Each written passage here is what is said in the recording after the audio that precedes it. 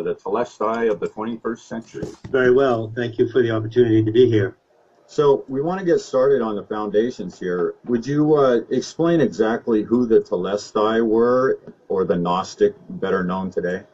Well, I'll start with the Gnostics. The word Gnostic and Gnosticism have a considerable degree of currency these days. People do talk about Gnosticism a lot in some circles.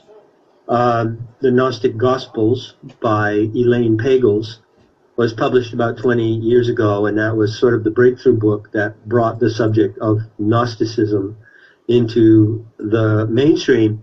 However, there's still a lot of confusion about who the Gnostics were, so I'll try to give you my most cogent definition. First place, a Gnostic is just from the Greek word gnosis, meaning knowledge. So it means someone who knows. But the special connotation is someone who knows things that are not easy to know. Someone who knows things that are connected to the deepest questions of human existence. The origin of the human species, the nature of our place in the cosmos, the origin of the earth, and in general, spiritual and metaphysical matters or things concerning the divine. So you could define gnosis as knowledge of the source of human reality and things concerning the divine. But in their own time and framework, which we'll talk about in the course of of this evening, the Gnostics were probably better understood to have been just seers, seekers, seers. In certain respects, they were shamans who explored alternative forms of reality. They were also teachers and mystics. So it's a very broad definition. Gnostic scholars themselves cannot come to a simple and one-pointed definition of what Gnostics were.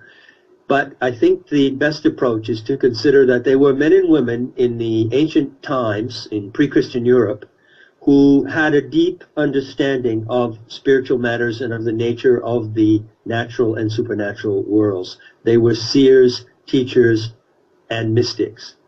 The Telestai, that word, now, is that what they called themselves, or was where did that word come from?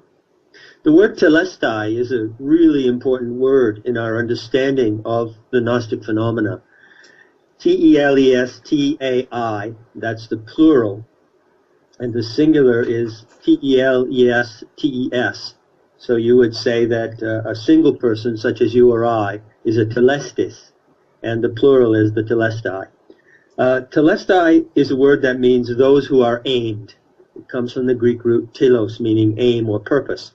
It means those who follow a common aim, those who are united by the aim and purpose that they share. And this is a very profound definition because it raises the question, what could unite people in such an aim? How could a group of people who call themselves Telestai be united? What could the factor be that brought them together and focused them on a single and supreme purpose? And that question is really an excellent question to keep floating in your mind as we approach this subject of Gnosticism and who the Gnostics were. As I point out in my book and on the website metahistory.org, the term Gnostic was actually not used by these people, the Telestai, to refer to themselves. It was used as kind of an insult thrown at them by their opposition, who were the early church fathers and the early writers and ideologues of Christianity, who encountered these seers and teachers and mystics and were very threatened by them because they knew so much. And so they called them Gnostics, meaning know-it-alls, smartasses. So actually it's a bit odd that they should be known today by most scholars for having been labeled with this insult. But among themselves, they did not say, we are Gnostikoi, we are the ones who know. They said, we are the Telestai, we are the ones who are aimed. So the the main teachers in the Telestai were called the revealers, correct? They have a word that occurs in the Gnostic documents, foster, from the Greek word phos, meaning light. So it can be translated as illuminator or revealer, and could equally well be translated as the equivalent to Buddha, because Buddha means one who is enlightened. So the term foster is kind of a specialist term, and it simply means those who have the highest degree of knowledge, who have spiritual discernment and knowledge about the human condition and the universe. And they were called revealers. They were not superhuman avatars, or they were not messiahs. They were just human beings with an extraordinary degree of enlightened knowledge. And they were the teachers of the Gnostic tradition of the mystery schools. So you lay out in your book, you lay out that they have had a certain method of revealing.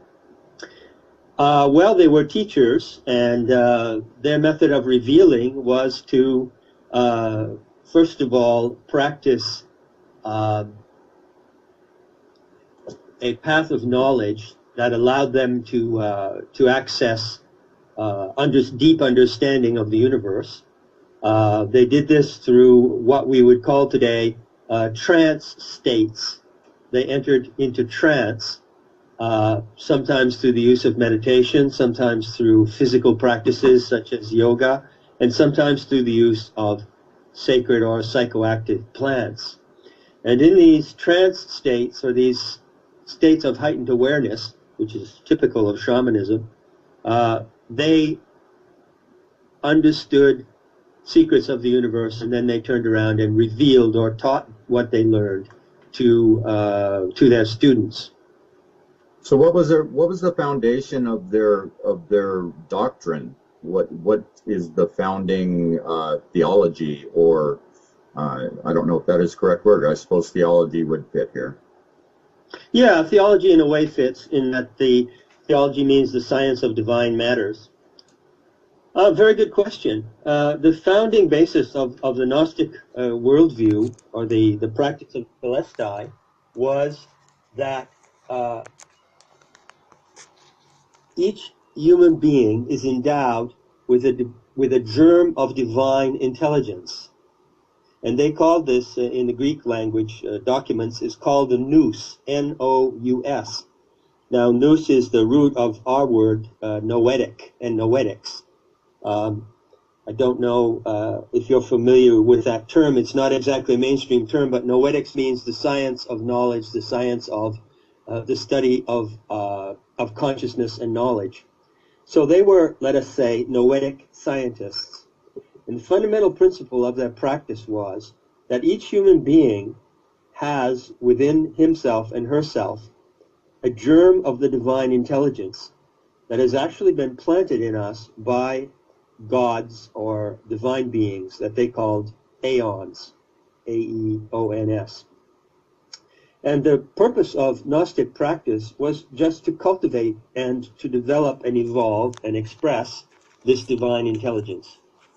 Foundations of this and the ideas of the whole Gnostic theology sounds so wonderful and everything.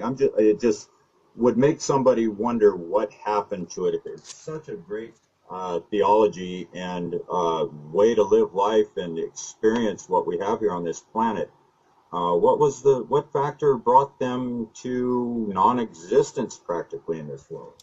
Jesus is Lucifer. The Telestai of the 21st century. Very well. Thank you for the opportunity to be here. So we want to get started on the foundations here. Would you explain exactly who the Telestai were, or the Gnostic, better known today?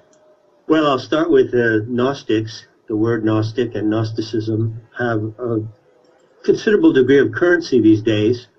People do talk about Gnosticism a lot in some circles. The Gnostic Gospels by Elaine Pagels was published about 20 years ago, and that was sort of the breakthrough book that brought the subject of Gnosticism into the mainstream. However, there's still a lot of confusion about who the Gnostics were, so I'll try to give you my most cogent